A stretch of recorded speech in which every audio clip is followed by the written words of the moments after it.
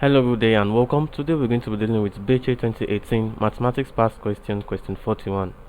The sum of exterior angle of a regular polygon is dash A 160, B 180, C 270, and D 360. The sum of exterior angle of a regular polygon. Now, like you know, regular polygon is a polygon with equal sides. Now let's take, for instance, we have a polygon. Let's take a quadrilateral, for example.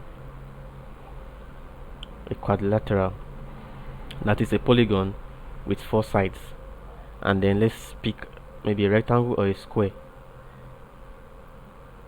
Now this is a polygon.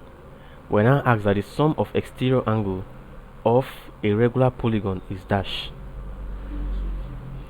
Now you know that a circle or angle at a point is equal to what, or a circle is equal to 360 degree.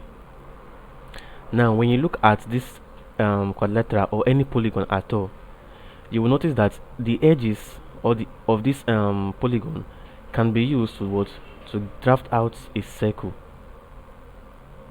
like this. And now if you are to calculate or sum up